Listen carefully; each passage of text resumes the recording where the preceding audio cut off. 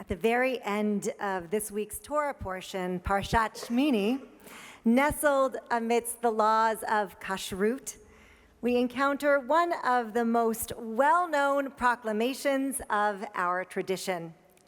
God says to the people Israel, "V'tem kedoshim ki kadosh ani," you shall be holy, for I, your God, am holy. We are meant to be a holy people who emulate a holy God. As God does, we strive to do. As God lives, we strive to live. But exactly how do we carry out this vision of holiness? Well, our tradition has many answers. Tonight, I offer but one, a teaching from our Talmud which says, "The one occupied with the needs of the community is like one who is occupied with the matters of Torah." That is to say, the act of caring for a community is as holy as the act of studying Torah. And those who work to foster community and build it and strengthen it are engaging in holy work.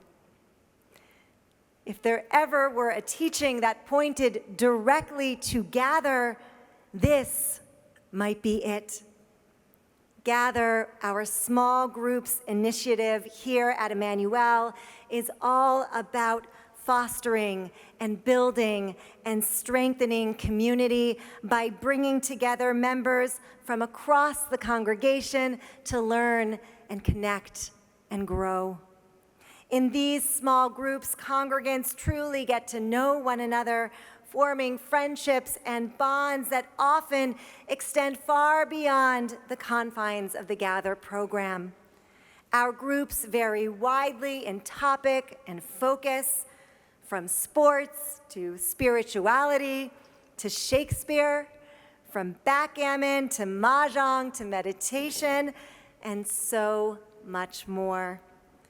Gather is just one of the ways that we make our large congregation feel cozy and small. The backbone of our Gather program is made up, of course, of our participants, and most especially our guides who lead our groups. Our guides are the visionaries of each group, organizing, facilitating, and running every session. Our wonderful guides put so much work and thought into every meeting, ensuring their gatherers have ample material for discussion, debate, or in some cases, play.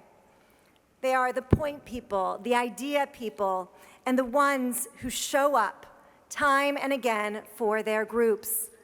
Tonight, we welcome one such guide to share some thoughts about his experience with Gather.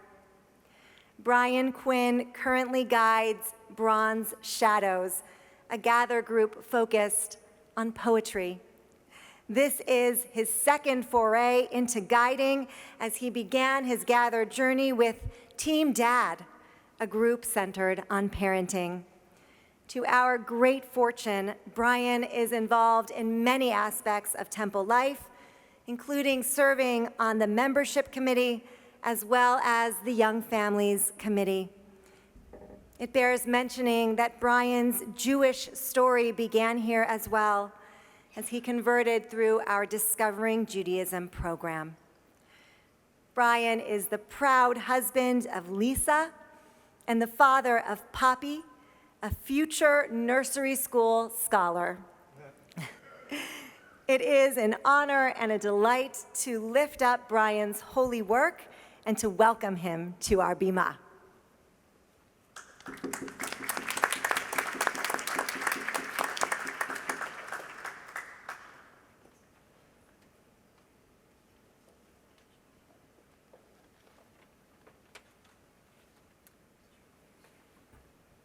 Shabbat Shalom. As Rabbi Sarah mentioned, my name's Brian. and I'm honored to be here on behalf of a Gather group called Bronze Shadows. Despite what Google might tell you, it's not about skin-toned eyeshadow, clearly. We're a group of people who are into poetry. Some of us have young kids. Some of us have met Robert Frost. And the setup's very simple.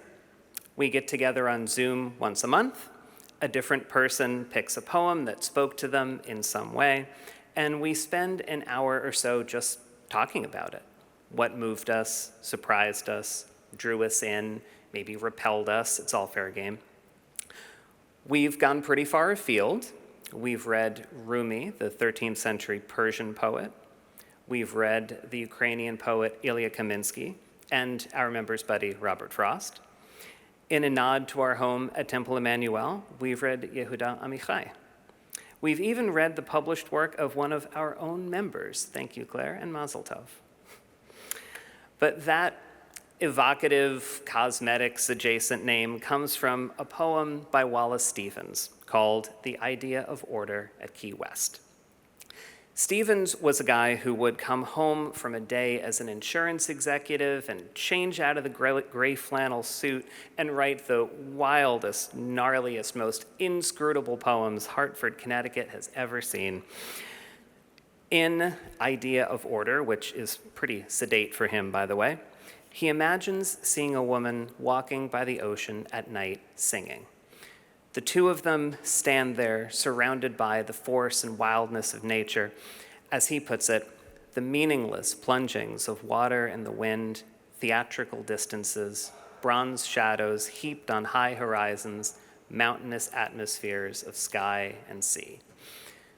To his surprise, when he turns toward the harbor, he finds a kind of meaning. The lights in the anchored boats form a perfect grid.